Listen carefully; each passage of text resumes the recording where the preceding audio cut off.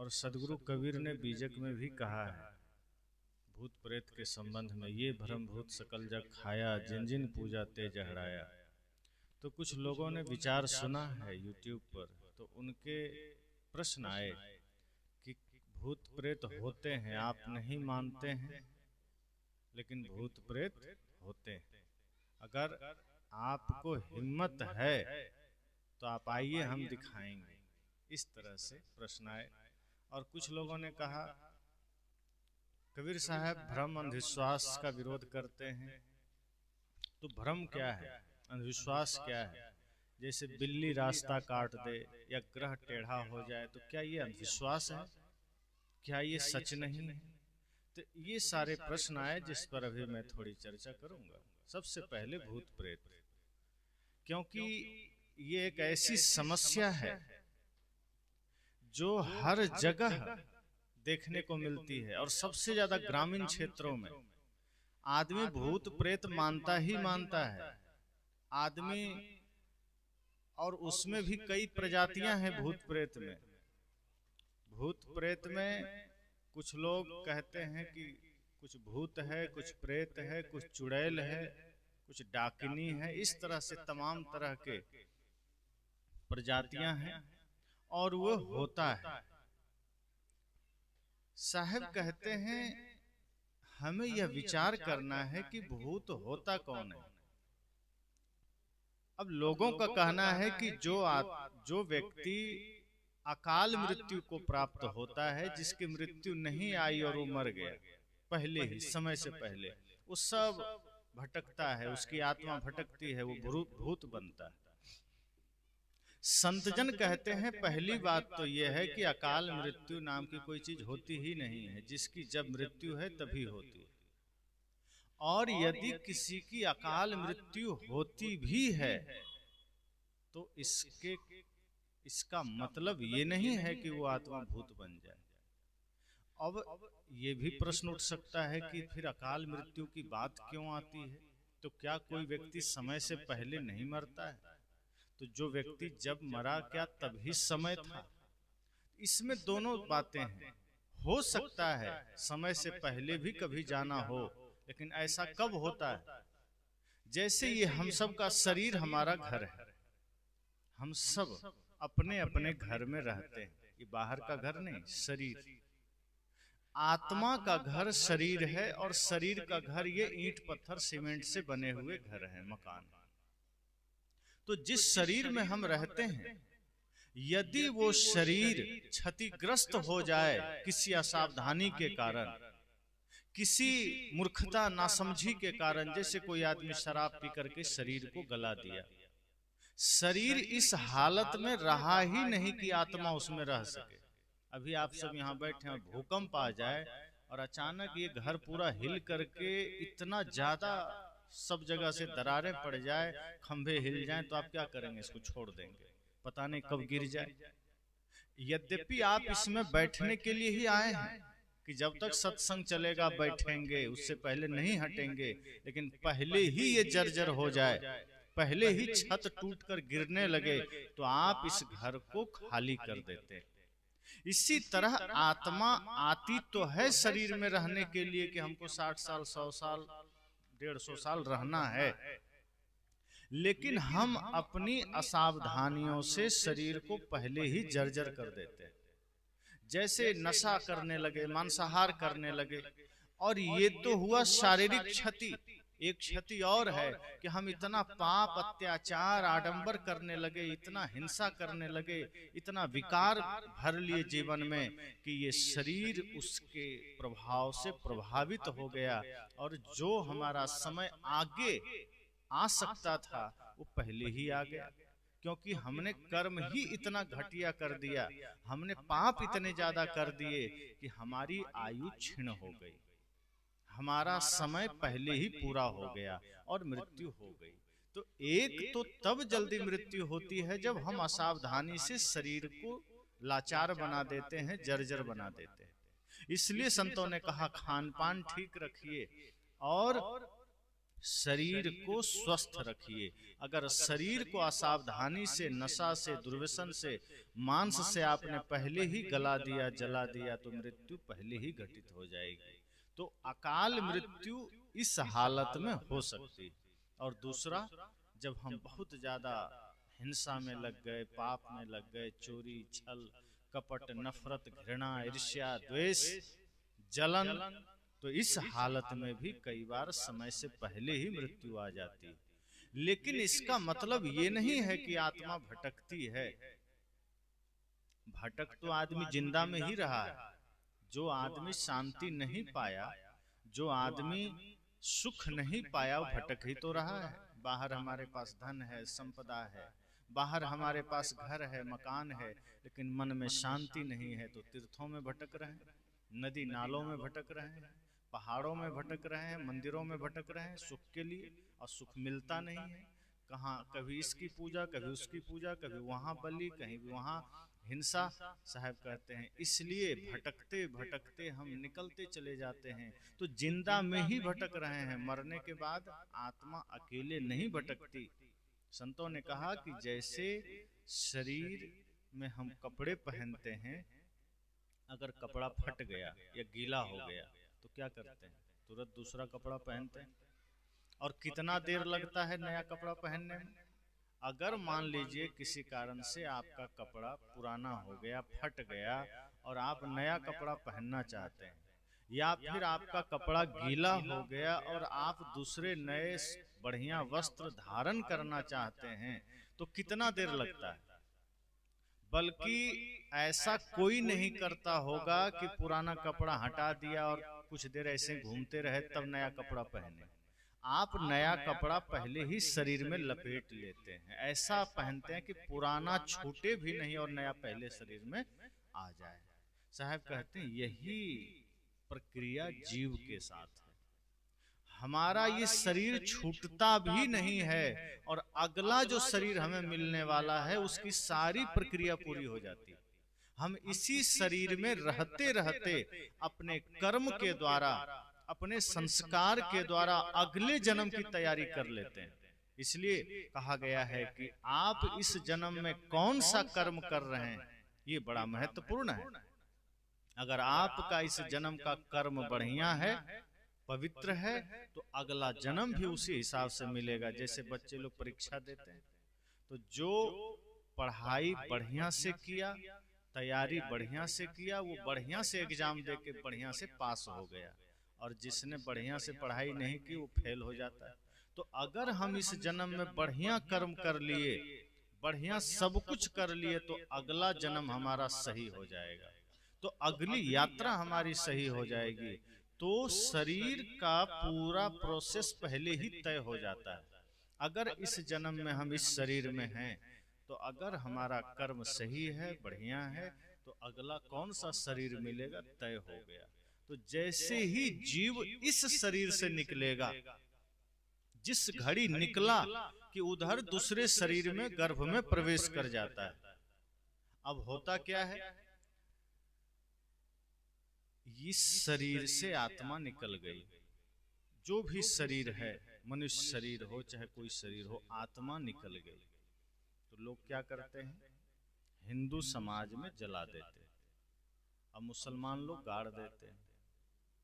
तो हिंदू समाज में जब जला दिए शरीर को, तो शरीर क्या हो गया, राख। मिट्टी का भाग मिट्टी में चला गया, पानी का पानी में मिल गया, आग का आग में चला गया, और जल का जल में चला गया, सब एक दूसरे, वायु का वायु में चला गया। तो साहब कहते हैं सारे तत्व एक दूसरे में समा गए, और जो स्थूल तत्व बचा वो राख में तब्दील हो गया, मिट्टी में बदल गया। आत्मा जो थी वो दूसरे शरीर में चला गया, दूसरे गर्भ में चला गया, शरीर मिट्टी में मिल गया। तो तीसरा क्या बचा जो भूत बना? भूत बनने के लिए वहां कुछ बचा? तो सदगुरु कबीर कहते हैं कि सिर्फ ये भ्रम का भूत है जो मान लिया और आदमी डरने लगा, भयभीत होने लगा। मृत्यु चाहे पूरी आयु करके हो, चाहे समय से पहले हो, चाहे अकाल मृत्यु हो, ये जीव कभी भी भूत नहीं बनता, जो भूत लोग मानते हैं। वैसे तो भूत का अर्थ होता है जो बीत गया, तो जो आदमी यहाँ से मर गया वो बीत गया, तो लोग उसको भूत कह देते हैं। और वही भूत धीरे धीरे डरावना रूप ले लिया, लोग डरने लगे। वस्तुतः कहीं कोई भूत प्रेत नहीं होता। शरीर से आत्मा निकली, दूसरे शरीर में चली गई, शरीर को जला दिया, कुछ बचा ही नहीं जो भूत बने। तो लोगों की मान्यता सिर्फ भ्रम के पीछे भागना है। और बहुत सारे उदाहरण देते हैं कि अमुक जगह भूत देखा गया, तो वहां भूत देखा गया। एक आदमी कहता था कि हमें तो बिल्कुल डर नहीं लगता, हम तो मरघट रात में भी जा सकते हैं। तो कुछ लोगों ने कहा ठीक है, जहाँ के बारे में कई जगह आप लोग भी जानते हैं कि कहीं कहीं मान्यता रहती है वहां भूत रहता है। तो मित्रों ने कहा कि एक मरघट है जहां भूत रहता है और कई बार दिन में भी देखा गया। तो रात में, अंधेरी रात में, अमावस की रात में अगर तुमको हिम्मत है तो वहां जाओ, तो तुमको इनाम देंगे। उसने कहा बिल्कुल जाएंगे। तो मित्रों ने कहा तुम रास्ते से लौट आए, तुम नहीं गए तब? कहा कि क्या करना होगा? कहा एक खूंटा ले जाओ, वहां बिल्कुल मरघट में गाड़ कराना, और जब तुम गाड़ के आ जाओगे तो दूसरे दिन सुबह हम लोग जाकर देखेंगे, अगर वो खूंटा वहां गड़ा हुआ मिला तब हम तुम्हें इनाम देंगे। हाँ, तुम जो है सच में बहादुर हो और तुम्हें भूत से डर नहीं लगता। तो उस हिम्मत करके बेचारा कहा ठीक है। तो कुछ लोग जो मित्र लोग थे थोड़ी दूरी पर रुक गए, उसको एक हथौड़ी दे दिया, खूंटा दे दिया और वो चला गया। मित्रों ने सोचा कहीं रात का मामला है, डर गया, कुछ हो गया, तो हम लोग आसपास ही रहेंगे और जहां कोई ज्यादा समस्या होगी तो जाके बचाएंगे। तो वो गया और जहां मरघट की बात थी, जो मेन मरघट था जहां भूत की चर्चा थी, वहां जाके वो खूंटा गाड़ने लगा। खूंटा गाड़ दिया, लेकिन जैसे ही वो हटना चाहा कि लगा जैसे उसके कपड़े को किसी ने पकड़ लिया जोर से, अब वो वहां से हट ही ना पाए। अब उसको तुरंत डर हो गया कि लगता है सच में भूत पकड़ लिया। वो चिल्लाने लगा, चिल्लाते चिल्लाते बेहोश हो गया। मित्रों ने सुना, का इसको क्या हुआ? सब लोग दौड़ के आए, लालटेन आदि लेकर, दिया लेकर, देखता है वो वहां एकदम मूर्छित पड़ा है। उसको उठाया, पानी छींटा मारा, आंख खोला, कहा क्या हुआ? कहा अच्छा हुआ तुम लोग आ गए, हमको तो भूत पकड़ लिया था। कहा भूत? कहाँ भूत पकड़ लिया? तुम तो कहा भूत होता नहीं। कहा अरे मुझे भूत पकड़ लिया, खूंटा गाड़ कर मैं भाग ही रहा था कि मेरे कपड़े को कस के पकड़ लिया, मुझे जाने ही नहीं दिया। ठीक से लालटेन दिखाया, कहा अरे भूत नहीं पकड़ा, तुमने अपना लुंगी के ऊपर ही खूंटा गाड़ दिया है। अब वो खूंटा गाड़ते समय ध्यान नहीं रहा, लुंगी नीचे था उसी पर खूंटा गाड़ दिया, लेकिन अब मन में भय पहले से था। वो हिम्मत करके गया था लोगों के सामने एकदम कि देखो मैं बहादुर हूँ, थोड़ा इनाम मिल जाएगा। पर जैसे ही वो खूंटा हड़बड़ी में गाड़ा, अपने ही कपड़े पर गाड़ दिया। अब अंधेरे में पता थोड़े चला कि खूंटा हमें अपने कपड़े पर गाड़ दिए। अब जब चलने लगा तो खूंटा से कपड़ा कैसे निकलेगा? बस इतना सुनना था कि कोई गाड़ दिया, भूत ने पकड़ लिया, बेहोश हो गया। तो मित्रों ने कहा देखो भूत ने नहीं, तुम अपने से ही अपने कपड़े को पकड़ाए हो और दूसरा कोई भूत नहीं है। वस्तुतः ये भ्रम का भूत है। जब मन में भ्रम पैदा होता है तो सामने भूत नजर आने लगता है, एक छवि बन जाती है। भूत होता नहीं है, वो हमारा भय इतना भयंकर हो जाता है कि उस वजह से डरने लगते हैं। जैसे मैं कई बार उदाहरण देता हूँ कि आप कहीं जा रहे हैं, दोपहर का समय है या रात का समय है, अक्सर दोपहर में भी, तो कहीं बगीचा मिल गया आपको, कोई बहुत अच्छा पार्क है, बगीचा है, जंगल है, सुनसान है। तो आप बगीचे में सोचते हैं इतना शांति है, थोड़ा विश्राम कर लेते हैं, धूप कड़ी है, गर्मी है, आप वहाँ बैठ गए, आपको कोई डर नहीं है। आप सोच रहे दिन का समय है, पेड़ पौधे हैं, बगीचे हैं, कोई है नहीं, सुनसान है, कोई बात नहीं, बैठे वहाँ आपने नाश्ता जलपान लिया और आप वहाँ से उठ के घर गए। और घर जाने के बाद आपने किसी से कहा कि आज मैं चला आ रहा था और एक रास्ते में बगीचा पड़ा, मैं वहीं पर विश्राम किया। उसी समय कोई वृद्ध ने कह दिया कि अरे तुम वहां विश्राम किए? हाँ, वहां तो दिन में भी भूत का डेरा रहता है। अब इतना सुना कि उस आदमी को उल्टी पुल्टी शुरू हो गई कि भूत रहता है, फिर तो पकड़ ही लिया होगा। अब जब वहां बैठा, लेटा, खाया, कोई डर नहीं लगा। लेकिन बाद में जैसे ही सुना दिया कि वहां तो भूत का डेरा है और वहां कोई भी आदमी बच के नहीं आता है, अब बाद में सुनने के बाद 6 घंटे बाद उसको बुखार आ गया। 6 घंटे बाद सिर दर्द हो शुरू हो गया, उल्टी शुरू हो गई। लोगों ने कहा क्या हुआ? कहा अब तो मुझे सच में भूत चढ़ गया होगा। अब वो भय का भूत सवार हो गया। तभी एक सज्जन आए, उसने कहा नहीं नहीं, वो बगीचा नहीं है, वो उसके आगे वाला है, जहां तुम बैठे थे उसमें कुछ ऐसा नहीं है। अब वो ठीक हो गया, तुरंत सही हो गया, क्योंकि मन से भय उतर गया। ये भय का भूत है। कहा कि भूत चढ़ गया, और जैसे ही कहा वो बगीचा नहीं है, भूत उतर गया। मतलब भूत अगर हो तो कहने की जरूरत क्यों पड़ेगी? पहले ही बैठा उसी समय चढ़ जाएगा। और अगर भूत नहीं है तो फिर इतना डर क्यों? इसका मतलब है कि हम अपने मन से इतना भूत की रचना कर लेते हैं, भूत के बारे में इतना ख्याल कर लेते हैं कि वो भय का भूत हम पर सवार हो जाता है और आदमी डरने लगता है। एक आदमी छप्पर बांध रहा था, तो छप्पर बांधते समय, पहले फूस के छप्पर होते थे गांवों में, अब तो सब पक्का मकान बना लिए, तो कूस का या धान का भी फूस उपयोग में लोग लाते थे छप्पर बांधने में। तो बांध रहे थे, तो बांधते समय लगा जैसे कि हाथ में किसी चीज ने काट लिया। ध्यान नहीं दिया, सोचा कोई छोटा मोटा कीड़ा रहा होगा। उसके बाद वो अपना पूरा छप्पर बांध दिया। भ्रम कैसे पैदा होता है और भय कैसे आदमी का जान तक ले लेता है, ये भय का भूत बड़ा भयंकर होता है। असल में तो हो ना हो कोई मायने नहीं रखता, असल में है भी नहीं। भ्रम का और भय का भूत ही आदमी को नुकसान करता है। तो उसने छप्पर बांध दिया, सारा काम हो गया, अपना उतरा, खाया पिया, ऐसे समय बीत गया। अगले वर्ष पुनः वो चढ़ा छप्पर सही करने के लिए। 1 साल बीत गया। जब अगले वर्ष वो चढ़ा तो उसको तो ध्यान था कि यहां से यहां हम ही बांधे थे। जब उस पुराने घास को खोलने लगा तो खोलते समय क्या देखता है कि जहां पर उसको याद आ गया कि अरे इसी जगह तो हमको कुछ काटा था। तो जब वो खोलता है रस्सी तो देखता है सांप का हड्डी पड़ा हुआ है पूरा। अब उसके अंदर एकदम भय सवार हो गया। इसका मतलब 1 साल पहले हमको सांप ने काटा था। अब वो सोचिए 1 साल वो स्वस्थ था, कुछ नहीं हुआ, लेकिन जैसे ही वो सांप की हड्डी को देखा, उसके अंदर इतना भयंकर भय का संचार हुआ कि उसको विष चढ़ गया।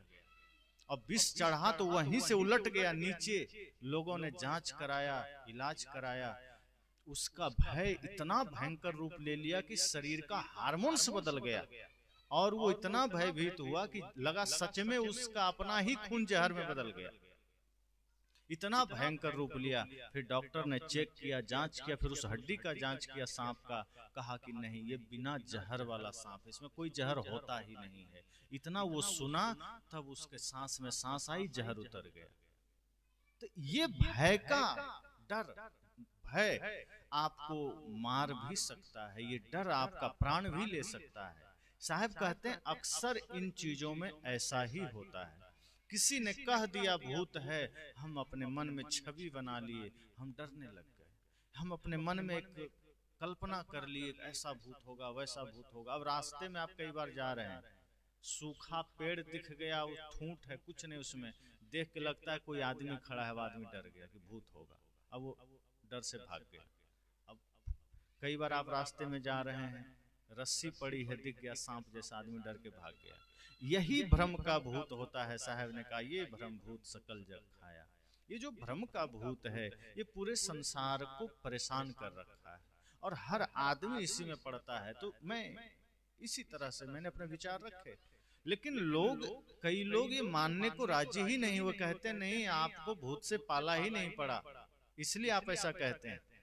तो हमने उदाहरण भी दिया कि हम आश्रम जहां अपना है उससे मुश्किल से 500 मीटर आप थोड़ी सी दूरी नदी किनारे जाएंगे तो बहुत बड़ा मरघट है वहां, जो कि पूरे क्षेत्र का मुर्दा वहीं जलता है। हम लोग वहां 2 बार रात को 12-1 बजे जाके पूरा टहले, अकेले अकेले घूमे कि कोई भूत तो मिल जाए।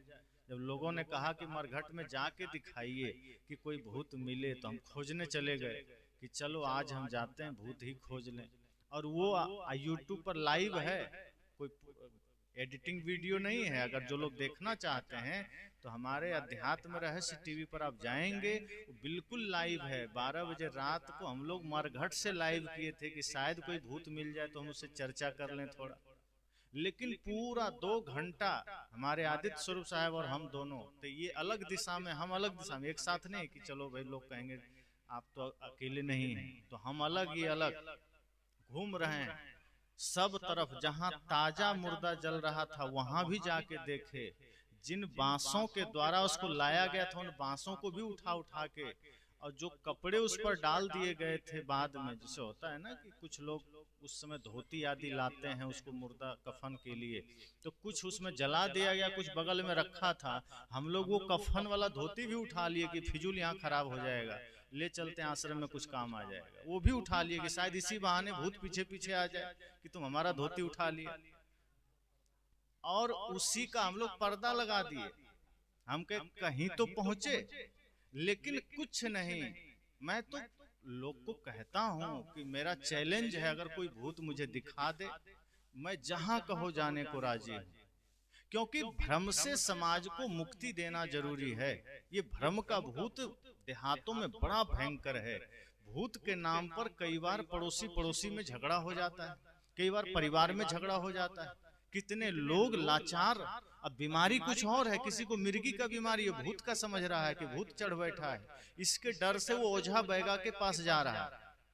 कितने लोग हैं जो डॉक्टर के पास नहीं जाते, डॉक्टर दवाई भी अगर दे दिया तो उसका इलाज नहीं होता, क्योंकि इलाज तन के रोगों का होता है, दवाई से मन का रोग नहीं ठीक होगा। और मन का रोग में भय समाया हुआ है।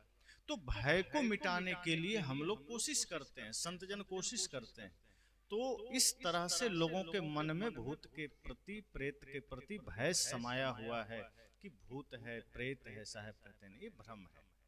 ये भ्रम का भूत हमारे मन मस्तिष्क पर चढ़ा हुआ है।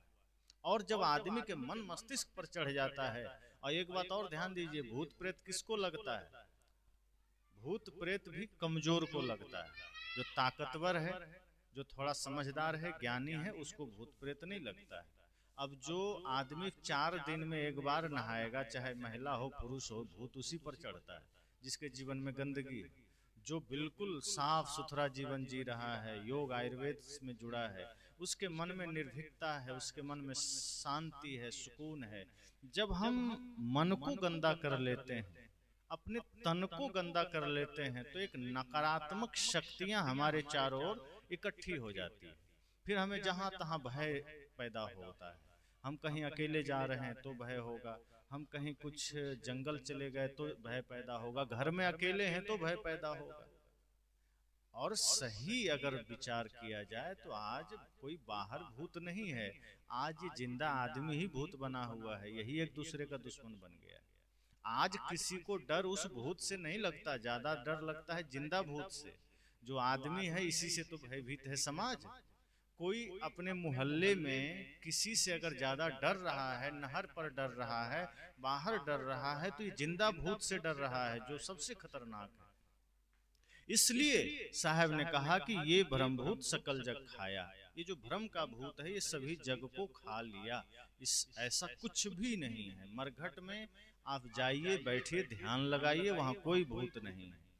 और भूत क्या, लोग अपने दादा और दादी से भयभीत होने लगते हैं। अगर वो गुजर गए तो वहां भी आदमी बैठने को राजी है नहीं है।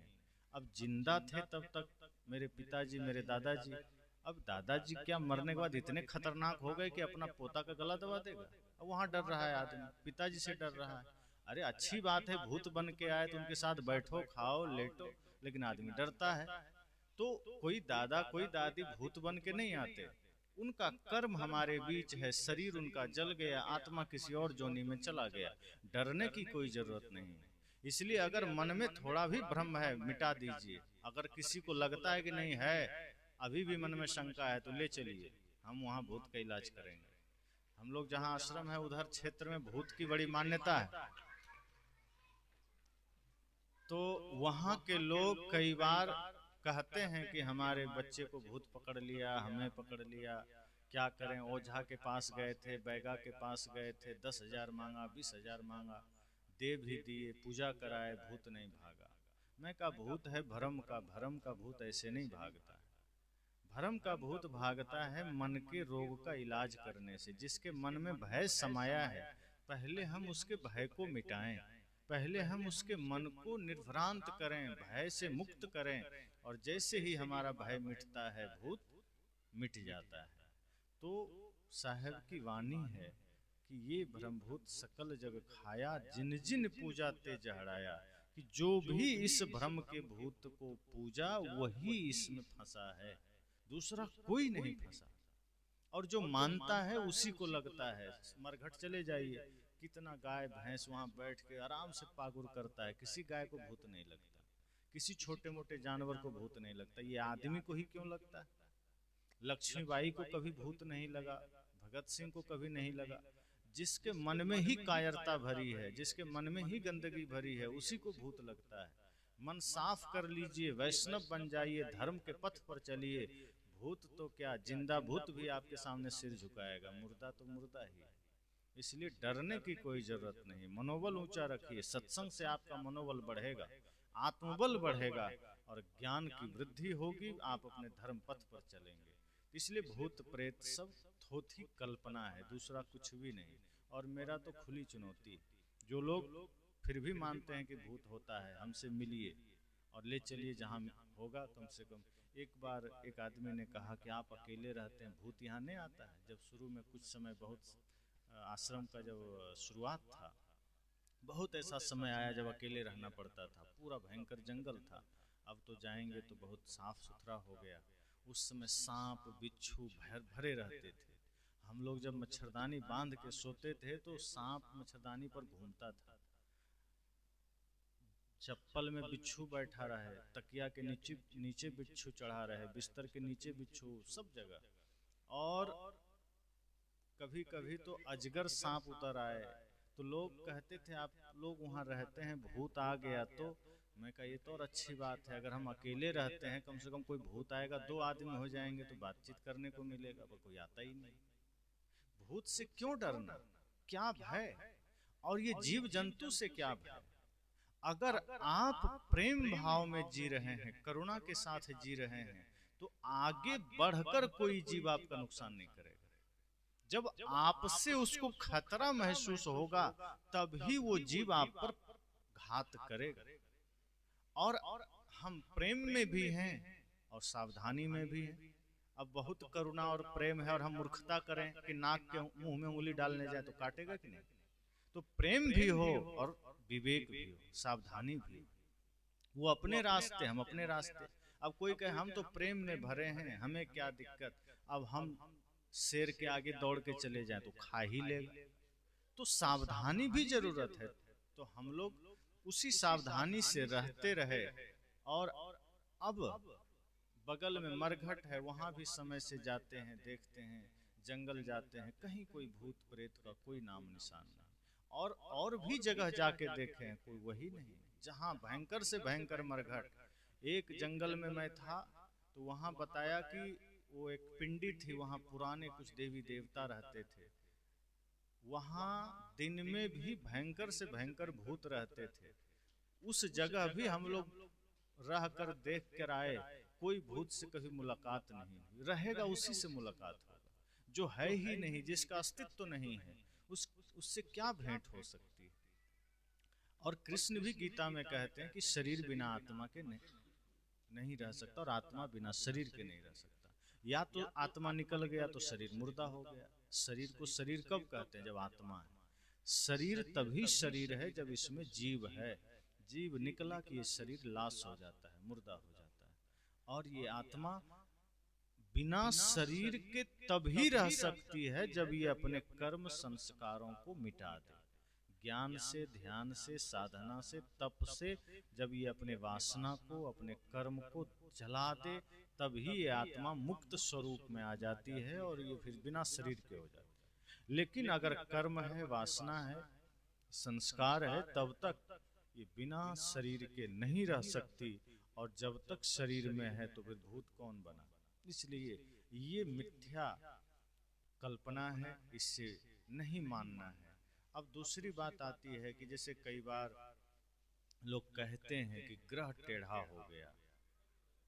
कई बार आपको भी कई लोग कहे होंगे, कई बच्चों को लोग कहते हैं कि ये तो हमारे परिवार पर ग्रह टेढ़ा है, क्या करें, परिवार में समस्या चल रही है, परिवार में प्रॉब्लम चल रहा है, ग्रह टेढ़ा हो गया। और सबसे ज्यादा टेढ़ा कौन होता है? शनि ग्रह, वही टेढ़ा होता है। पढ़े लिखे लोग हैं, सब जानते हैं पृथ्वी से कितना बड़ा है शनि ग्रह। बड़ा है कि छोटा? बड़ा है ना। अब सोचिए, पृथ्वी अगर थोड़ा सा कहीं हिलती है तो सबके प्राण उड़ने लगते हैं। थोड़ा सा, टेढ़ा भी नहीं हो रहा, पृथ्वी तो थोड़ी सी हिलती है, मुश्किल से थोड़ा सा, उतने हिलने में कितना कुछ नुकसान हो जाता है। शनि ग्रह वहां पृथ्वी से भी कई गुना बड़ा, वो टेढ़ा हो जाए तो सोचिए इस धरती का क्या होगा। एक सूर्योदय होता है तो उसका सूरज का प्रकाश हम सबको मिलता है कि किसी एक ही आदमी को मिलता है? सबको मिलता है। इसी तरह अगर शनि ग्रह टेढ़ा भी हो गया तो सब पर होगा कि एक ही आदमी पर होगा? सब पर होगा। तो पंडित जी तो कहते हैं नहीं, तुम्हारे ऊपर टेढ़ा हुआ है, किसी व्यक्ति विशेष को चुन करके कि तुम पर टेढ़ा हुआ है, तुम पर टेढ़ा हुआ है, तुम्ही को ग्रह लगा है। अब आप पूछते हैं पंडित जी तो बताइए सीधा कैसे होगा? अंगूठी है मेरे पास, छोटा सा अंगूठी आपको देते हैं, 200, 500, 1000 रुपए तक का अंगूठी रहती है, पहन लो सीधा हो जाएगा। और पढ़े लिखे लोग इतनी नासमझी कि अंगूठी पहन भी लेते हैं ग्रह सीधा करने के लिए। अब इतना बड़ा शनि ग्रह छोटा सा अंगूठी अंगुली में पहन लेने से सीधा कैसे हो जाएगा? अगर टेढ़ा भी हो गया तो यहाँ से वो सीधा कैसे हो जाएगा? आपके अंगूठी से आपका अंगुली सीधा नहीं हो पाता है, वो ग्रह सीधा हो जाएगा। लेकिन इतनी भयंकर नासमझी और पढ़े लिखे लोग कहते हैं हाँ पंडित जी सही बात कहते हैं। पंडित जी बैठे हैं, कुछ लोग आप देखेंगे कई जगह शहरों में स्टेशन के बाहर छोटा सा तिरपाल लगा लेंगे, बाहर बैठ जाएंगे कि जिसके जीवन में धन नहीं है, यहाँ धन वर्षा यंत्र और अंगूठी बेचते हैं, मात्र 50 रुपया में ले जाओ और करोड़पति बन जाओ। अब आदमी भी इतना नासमझ है, जाके वो ले भी रहा है कि हाँ दे दो, सही में हम गरीब हैं। वो ये नहीं देखता है कि जब इतना करोड़पति अंगूठी इसके पास है तो खुद करोड़पति क्यों नहीं हो गया? वो 50 रुपया के लिए वो धूप में क्यों बैठा तपस्या कर रहा है? वो खुद ही सब अंगूठी पहन लेता, अपना बच्चों को पहना देता, अपने रिलेशन में पहना देता, सब लोग अरबपति हो जाता, अंबानी फेल हो जाता उसके सामने। तो धन वर्षा यंत्र बेच रहा है 50 रुपया में, और आदमी पहन भी रहा है कि हाँ हमारे घर धन वर्षा होगी। कुछ लोग टीवी में बेच रहा होता है कछुआ, छोटा छोटा कछुआ, कि आप कछुआ रखिए तो लक्ष्मी जी की कृपा बरसेगी। अब आदमी कछुआ ला रहा है। अब बहुत से गरीब लोग भी इसी बहाने ले आता है, लेकिन उनके यहाँ कुछ नहीं बरसता है। कछुआ वही लोग लेके जा रहा है चांदी का जिसके घर पहले से धन है, वो मेहनत कर रहा है, धन आ रहा है। नहीं तो जितने गरीब हैं 500 का कछुआ सब ले जाइए, देखिए कितने लोग अंबानी बन जाएंगे। तो इस तरह का भ्रम डाला जाता है कि ग्रह टेढ़ा हो गया तो आपके ऊपर शनि की कृपा हो गई, राहु का प्रकोप, शनि का प्रकोप हो गया, तो अंगूठी पहनेंगे तो सारे ग्रह कट जाएंगे, सारे आडंबर आपके मन से, सारे कल काल क्लेश कट जाएंगे और आपको धन भी मिलेगा और ग्रह भी सीधा हो जाएगा।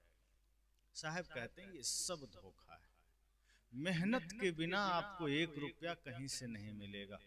अगर आप सही मेहनत करेंगे तो आपको मिलेगा। आपके बच्चे बढ़िया से पढ़ेंगे तो वो पास हो जाएंगे।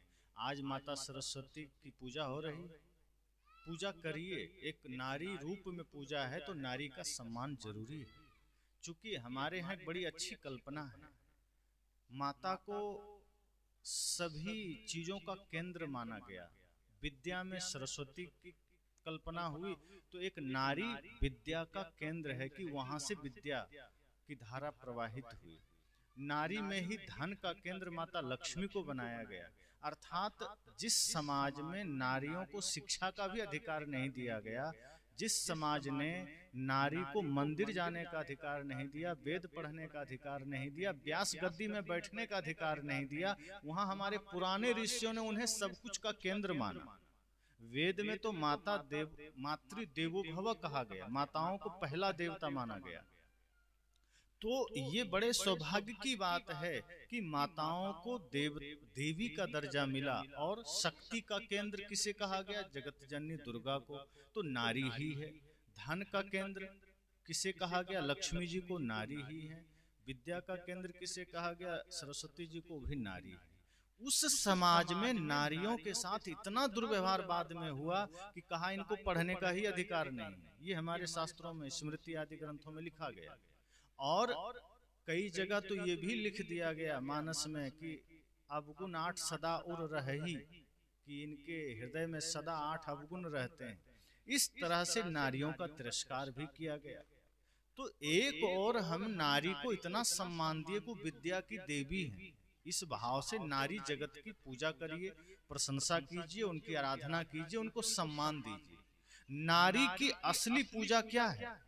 माता सरस्वती की असली वंदना क्या है? असली वंदना है समस्त नारी समाज का सम्मान कीजिए। आपके वजह से नारी अपमानित ना हो, ये ध्यान रखिए। आपके वजह से नारी को के जीवन में पीड़ा ना हो, ये ध्यान रखिए। रही बात माता सरस्वती की पूजा की, तो पूजा से विद्या नहीं आएगा। विद्या आएगा माता की सेवा से। घर में जो माता हैं उनकी सेवा कीजिए, माता के प्रति सही भाव रखिए। अपने उम्र के जो भी हैं उन्हें बहन समझिए, छोटे हैं बेटी समझिए, उम्र में बड़े हैं माँ समझिए। जब इस भाव से जीवन में जिएंगे तो विद्या आएगी। और मेहनत करेंगे, पढ़ेंगे तो IAS IPS भी बन जाएंगे। मेहनत नहीं करेंगे, सिर्फ सरस्वती माँ का वंदना करेंगे, कुछ नहीं बन पाएंगे। इसी तरह अगर मेहनत करेंगे तो धन घर में आएगा, नारी का सम्मान करेंगे तो मन अच्छा रहेगा, जीवन अच्छा रहेगा, आपका सम्मान अच्छा रहेगा। इसलिए आज सरस्वती जी की पूजा है। बहुत जगह आप देखेंगे पूजा के बाद जब मूर्ति विसर्जन होगा तो डीजे सजा लेंगे लोग, शराब पी लेंगे, दारू, और नशा में महा अश्लील गाने बजाते हुए, फूहड़ डांस करते हुए जाके पानी में डाल देंगे। बड़ा मेहनत से सरस्वती माता का मूर्ति बनाया, लकड़ी और मिट्टी से, पुआल से रंग रोगन किया, कपड़ा पहनाया, बढ़िया सब कुछ किया। और एक दिन 2 दिन सामने खड़े होकर के तमेव माता च पिता किया। और जब मन भर गया तो शराब पी लिया थक हार के, और नाचते हुए जाके इतना भयंकर गंदा नाला में शीर्षासन करवा दिया। उल्टे ऊपर से गिरा देता है, सिर नीचे चला गया, पैर ऊपर चला गया। अब तक माता जी कर रहे थे, और जब पूजा खत्म हो गई तो माता जी को पानी में डाल दिया, अब जाइए वहीं शीर्षासन करिए, आपसे कोई लेना देना। तो इतना दुर्व्यवहार हम माता के सामने कर रहे हैं। जितने अश्लील गीत सरस्वती पूजा और दुर्गा पूजा में बजाए जाने लगे हैं, उतना अश्लील गीत अपने ही माँ के सामने कोई नहीं बजाएगा, ये मेरा दावा है। अगर सच में सरस्वती को माँ का दर्जा देते हैं तो वहाँ नशा नहीं होना चाहिए, वहाँ गाने अश्लील नहीं बजने चाहिए। अगर आप मूर्ति भी बनाए हैं तो नारी का ही रूप है ना, एक माँ का ही तो दर्जा दिए, तो माँ का सम्मान कहाँ चला गया? तो व्यर्थ की पूजा करके, व्यर्थ का काम करके हम सोचते हैं सफल हो जाएंगे, और जब असफल होते हैं तो पंडित जी के पास गए, पंडित जी ने कहा तुम पर ग्रह टेढ़ा है। हमने कर्म को नहीं ठीक किया, हमने कर्म को गंदा कर लिया, हमने अपने मन को गंदा कर लिया, हमने अपने आचरण को गंदा कर लिया। और जब गंदा कर्म का गंदा फल मिला तो पंडित जी के पास गए, पंडित जी क्या करें, बड़ा दुख है। अरे तुम पर तो शनि का प्रकोप, अब पड़ गए चक्कर में। अब पंडित जी आपसे कथा करवा रहे हैं, यज्ञ करवा रहे हैं, हवन करवा रहे हैं। अब मन में गंदगी है, कर्म में गंदगी है, मन की गंदगी और कर्म की गंदगी आप नहीं ठीक कर रहे हैं। पंडित के चक्कर में पड़ करके हवन कर रहे हैं, पैसा बर्बाद कर रहे हैं, अब मिलना कुछ है ही नहीं। आप ढोंग ढकोसला में पड़ करके पंडित जी से कथा करवा लिए, कुछ हुआ ही नहीं। ये तो ऐसा ही हुआ, समस्या थी मन में, समाधान कुछ और खोजने निकले। एक जगह एक कुत्ता लड़ते हुए कुआं में गिर गया, मर गया। एक ही कुआं था गांव में, पानी दूषित हो गया। तो गांव के लोगों ने सोचा क्या करें, अनपढ़ रहे होंगे गंवार, अनपढ़ एक अक्षर के पढ़ने लिखने से ही कोई अनपढ़ नहीं होता कि नहीं अक्षर जानता है तो अनपढ़ है। एक अक्ल का भी अनपढ़ होता है, जो पढ़ा तो है लेकिन अक्ल नहीं है तो वो भी अनपढ़ है।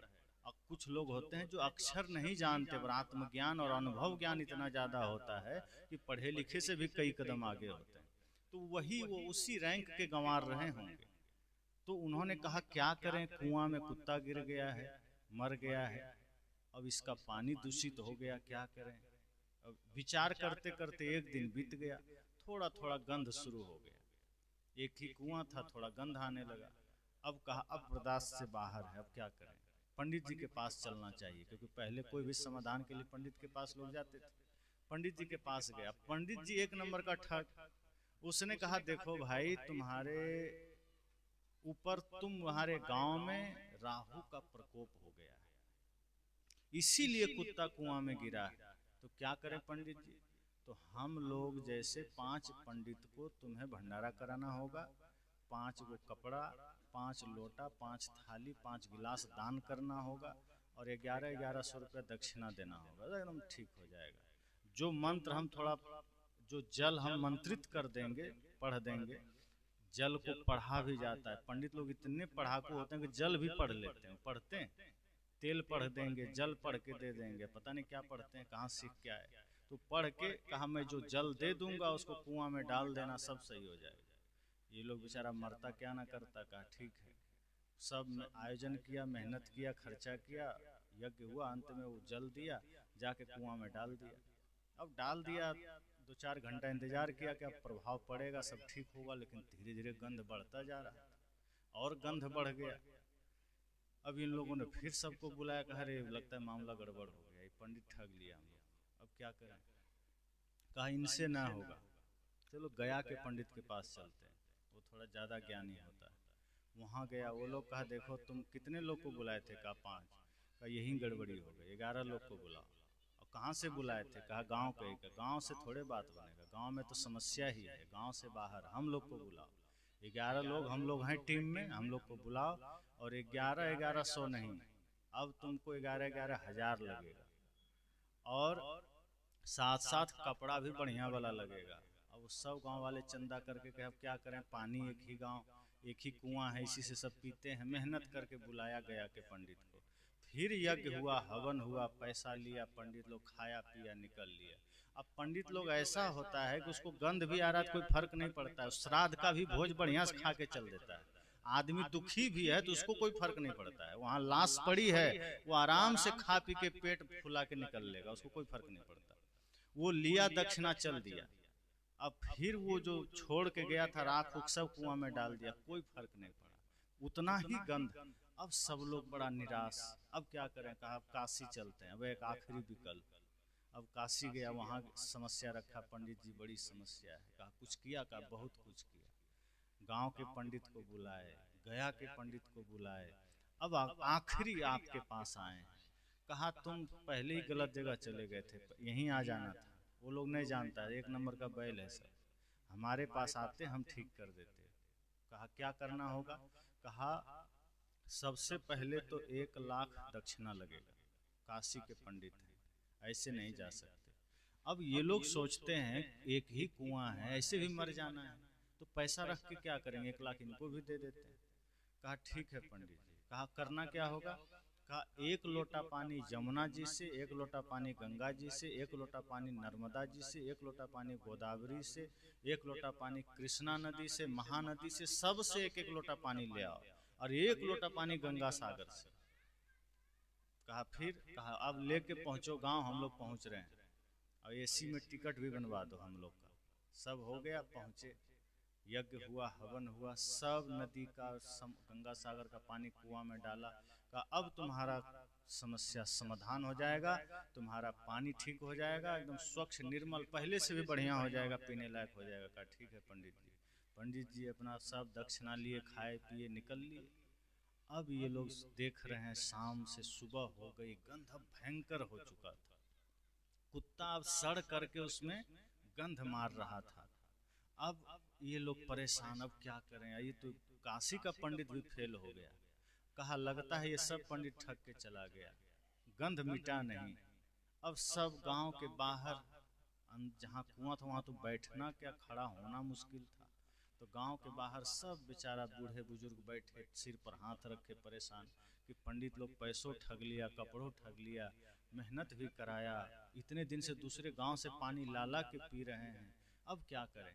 तभी एक वृद्ध संत चले जा रहे थे, सदगुरु कबीर के विचार को मानने वाले थे। देखा गांव के लोग उदास हैं, निराश हैं, कहा क्या हुआ। तो गांव वालों ने कहा जाइए चुपचाप मत पूछिए। अरे भैया बताओ तो क्या हुआ। कहा ऐसे ही मन में गुस्सा है, काहे के आप टाइम खराब कर रहे हैं, निकलिए। संत ने कहा देखो तुम्हारी उदासी देखकर मुझे बड़ी पीड़ा हो रही है। वैसे तो हम नए हैं इस गांव के, लेकिन कुछ तो बताओ।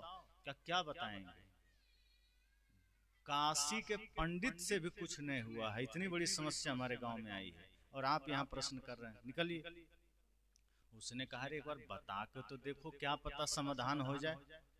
कहा हुआ क्या बताओ। तो एक बुजुर्ग आया, कहा रुके रुके, युवा लोग है गुस्से में है, हम बताते हैं। कहा देखिए हुआ ये है, ये कुत्ता लड़ते लड़ते कुआं में गिर गया, मर गया है, बहुत मेहनत किए। कहा क्या किया। कहा अरे पूछिए मत, क्या नहीं किए, सब किए।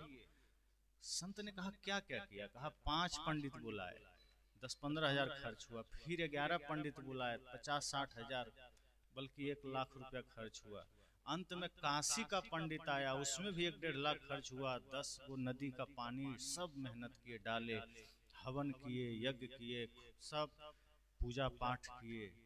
इसके बाद भी कुआं का पानी पीने योग्य नहीं हुआ, और ये देखिए प्राण घातक दुर्गंध अभी तक आ रहा है, ठीक नहीं हुआ। संत ने कहा तुम लोग, जो कुत्ता गिर गया था उसको कुआं से निकाला कि नहीं। कहा बस उतना ही नहीं किया और सब कुछ किए। कहा बाकी सब करना तो 2 कौड़ी का है। अरे कुत्ता जो उसमें गिर गया कुआं में, उसको तो कम से कम निकाल देता। तुमने मरा हुआ कुत्ता को कुएं से अगर निकाल देता तो न काशी जाना पड़ता, न गया जाना पड़ता, न गांव में जाना पड़ता। जो मूल समस्या है कि कुत्ता तुम्हारे कुएं में गिरा है, उसको तुमने निकाला ही नहीं, ऊपर से तुम गंगा जल डाल रहे हो, पंडित बुला रहे हो।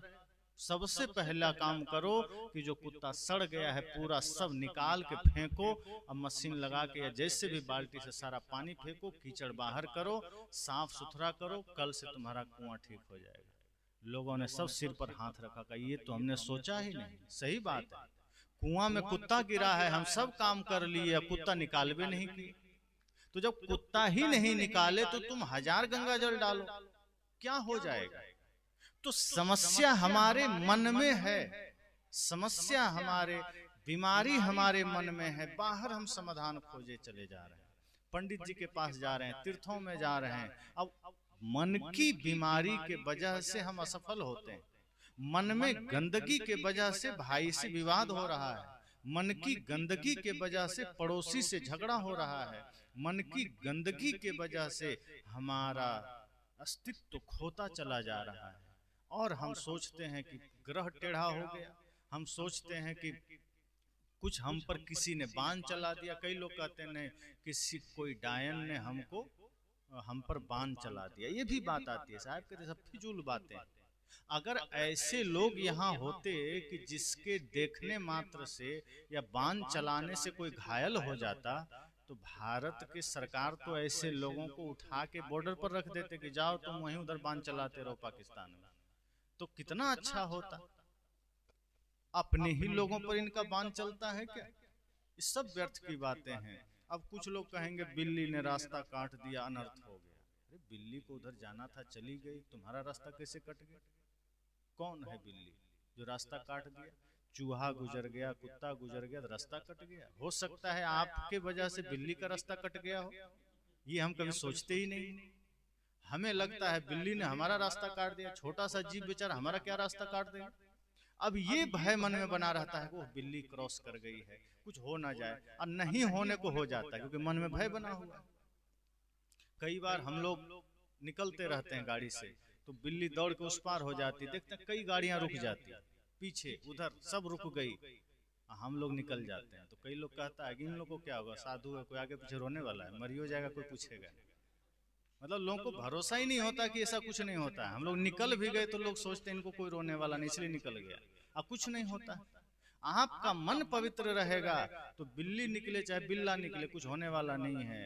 और अगर मन गंदा है तो कोई नहीं भी निकलेगा तो मर जाएंगे, गिर जाएंगे, परेशान हो जाएंगे। साहब कहते हैं सब भ्रम है, बिल्ली गुजर गया वो भी भ्रम है। बिल्ली निकलने से कुछ नहीं होता, कुत्ता निकले, बिल्ली निकले, चूहा निकले, उसको निकलना है, निकल गया, अपने आप भी निकल जाओ। हम डर जाते हैं। बिल्ली ने कभी नहीं सोचा कि कोई निकल गया तो हमारा रास्ता कट गया, वो चुपचाप निकल गई, हम सोचे चले जा रहे हैं। साहब कहते ये सब भ्रम है। अब कई बार ऐसा होता है कि लोग छोटे छोटे चीजों में कि भ्रम बना लेते हैं कि किसी छोटे समाज को देख लिया तो जतरा खराब हो गया, यात्रा लोग करते हैं ना, जतरा खराब हो गया। अब इतनी गंदी मान्यता है कि इंसान को देखकर कहीं जतरा खराब होगा। अरे गंदा मन लेकर मत जाओ, गंदा मन लेकर जा रहे हैं, जतरा वहां खराब हो रहा है। अगर इंसानों को देखिए तो सब में भगवान को देखिए। साहब ने कहा ना, सब घट मेरो साइया सुनी सेज न कोई। तो जब सब घट में परमात्मा बैठा है तो परमात्मा को देखकर कहीं जतरा खराब होता है? कहीं आपकी यात्रा खराब होगी? यात्रा खराब तब होती है जब हमारा खुद का मन खराब हो। अगर हमारा मन खराब है तो यात्रा हमेशा खराब है। इसलिए अपने मन को निर्मल रखिए, अपने मन को पवित्र रखिए, उसके बाद यात्रा करिए।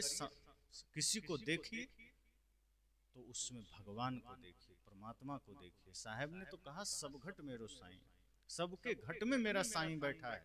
अगर हमने श्रद्धा से लोगों को देखा तो हमारी यात्रा बनेगी, बिगड़ेगी नहीं। तो इसलिए तमाम तरह के जो प्रपंच चलते हैं ग्रह काटने के लिए, समृद्धि के लिए, तो अंगूठी दे दिया। आदमी चारों उंगलियों में अंगूठी पहने रहता है, दोनों हाथ में। अब इतना पहने हैं कि लोग कहता है क्या करें, ये अमुक ने दिया, किसी ने वहां दिया, कोई वहां दिया, हर ग्रह का अलग अलग पहन लिया। अब यहीं से ग्रह कंट्रोल कर रहा है। पहले के लोग होते थे ऋषि मुनि, आप एक शक्तिमान सीरियल देखते थे ना, तो उसमें एक डॉक्टर जैकॉल था, वो सब डिवाइस रखे रहता था, सबको यहीं से कंट्रोल करता था। वही आज आदमी कर लिया है, अपने हाथ में अंगूठी पहना दिया लोगों ने, आप अंगूठी पहन ली और यहीं से सबको कंट्रोल कर रहे हैं। कुछ कंट्रोल नहीं कर रहे हैं, आप अपनी बीमारी को बढ़ा रहे हैं। अंगूठी पहनना पाप है। अगर आप भोजन कर रहे हैं अंगूठी पहने पहने, तो आप भोजन नहीं कर रहे हैं, आप जीवाणु विषाणु खा रहे हैं। क्योंकि अंगूठी पहनने से आपकी उंगली में भयंकर गंदगी जमती है, और माताएं तो अक्सर अंगूठी पहनती। कहीं जाइए, बहुत है तो पहन लीजिए, भोजन बनाते समय खोल दीजिए, बिल्कुल कोई अंगूठी नहीं चाहिए, अंगूठी रहित उंगली रखिए। इस हाथ की सुंदरता अंगूठी से नहीं है, ध्यान रखना। इन हाथों की खूबसूरती सेवा से है, दान से है। माता पिता, गुरु, सास ससुर की सेवा करिए, किसी को भूखे को भोजन दीजिए। आपके हाथ की सुंदरता यही है, और इसकी गूंज दूर तक जाएगी। अंगूठी पहनने से नहीं है, और ग्रह लगन कुछ नहीं है, ये हमारे मन का भ्रम है। इसे मिटाने के लिए अगर आपने हाथ में अंगूठी पहना है तो आपका हाथ भले खराब हो जाएगा, ग्रह वहीं के वहीं रहेगा। ग्रह मिटाना है, मन को निर्मल कीजिए। ग्रह मन में लगता है, उंगलियों में नहीं लगता कि उंगली में पहन लिए ठीक हो जाएगा। अब किसने कहा कि उंगली में पहनने से ठीक होगा? उसी ने कह दिया। वो जानता है कहीं और सेट भी नहीं होगा। अब अंगूठी कहाँ सेट करेंगे? अबे माला बना के तो गले में पहनेंगे नहीं अंगूठी को। तो एक शौक चढ़ा लोगों को कि चलो सोना है, चांदी है, पहन लिए।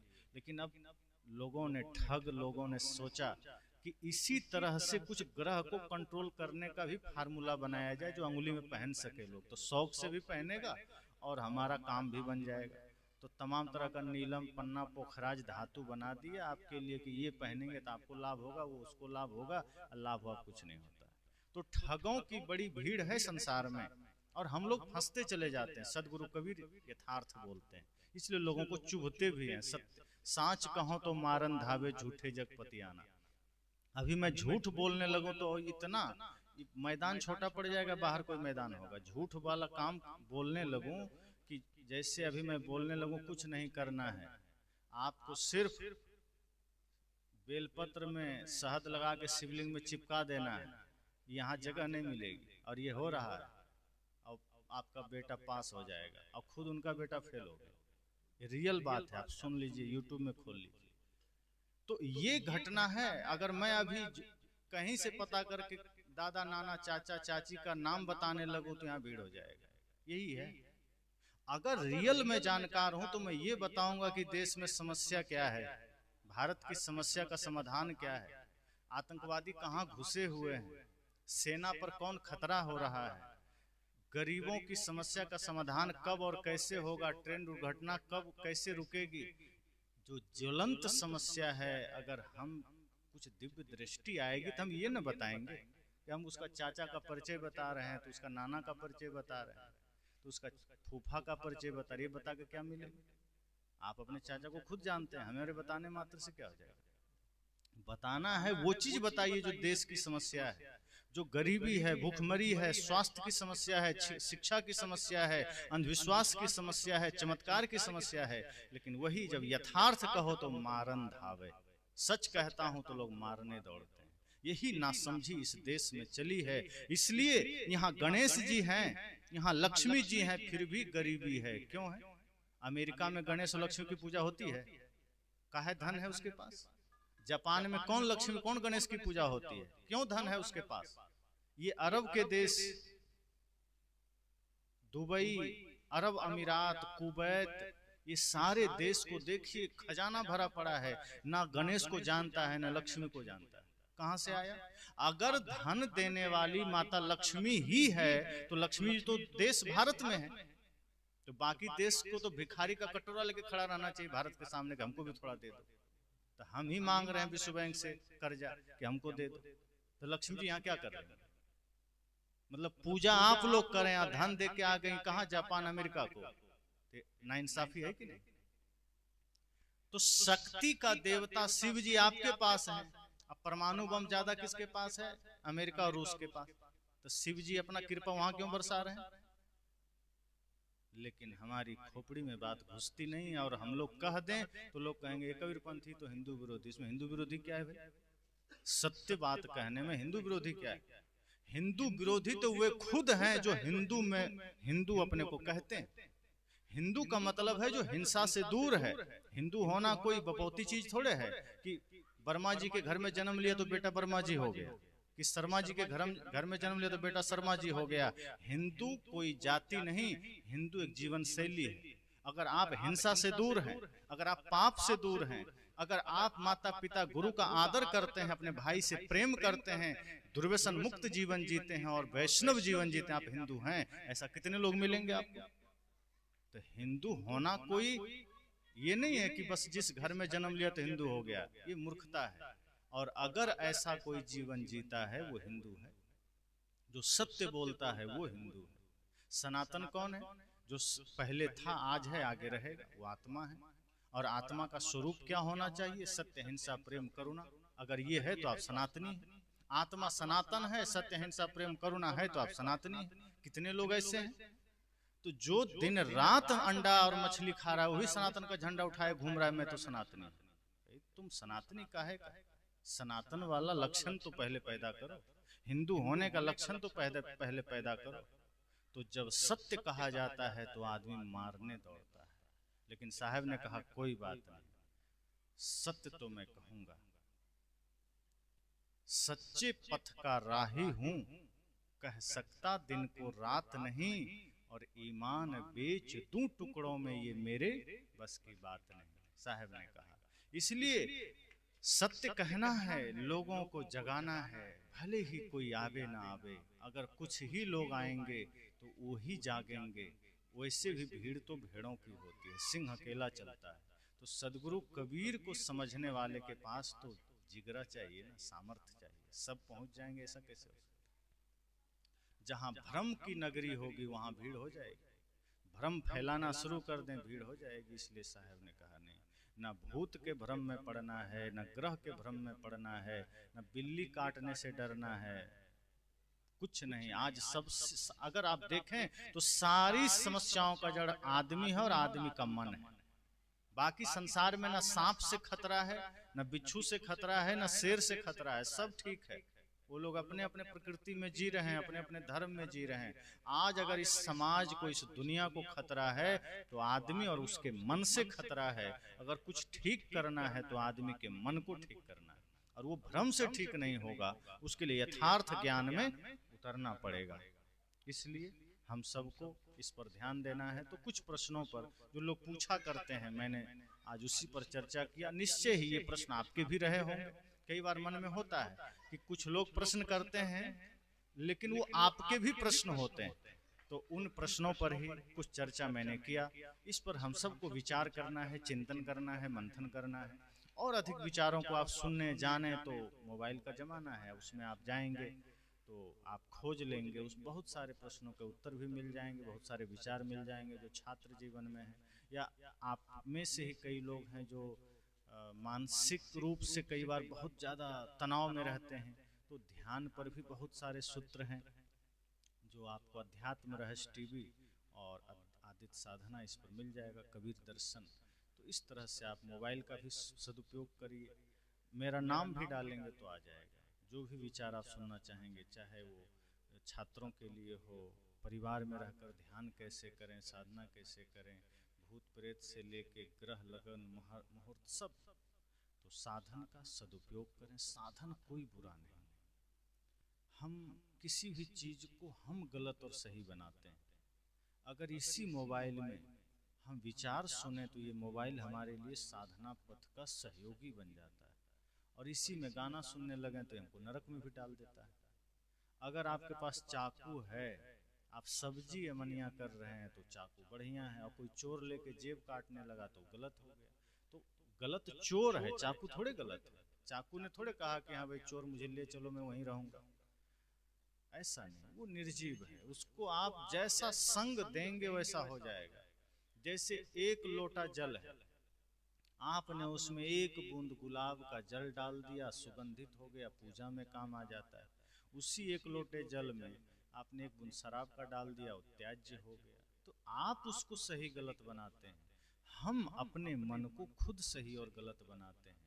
हम अपने वस्तुओं का खुद सही गलत उपयोग करते हैं। अगर हम अपने धन का सदुपयोग करें, धन सबके पास है, धन गलत थोड़े। कोई उसी धन से ऑर्केस्ट्रा कराता है, कोई उसी धन से नाच नौटंकी कराता है, कोई उसी धन से जुआ खेलता है, कोई उसी धन से शराब पीता है, कोई उसी धन से हत्या करवाता है, और कोई उससे दान करता है, कोई यज्ञ हवन सत्संग करता है, कोई उसी से भूखे को भोजन देता है। वो धन सही हो गया। बल सबके पास है। कोई अपने बल के प्रयोग से किसी असहाय की सहायता कर दिया, किसी लाचार को रास्ता पार करा दिया, और कोई अपने बल से किसी को दबा रहा है, मार रहा है, उसको हाथ पैर तोड़ दिया। तो बल सबके पास है। सदुपयोग गलत कर लिए तो आपका बढ़िया हो गया, दुरुपयोग कर दिए तो गलत हो गया। तो इसी तरह से साधन हैं सभी प्रकार के, हम सबको अपने अपने तरीके से उसका सदुपयोग करना है और जागृत रहना है। आज के इस सत्र में इतना ही कहकर वाणी को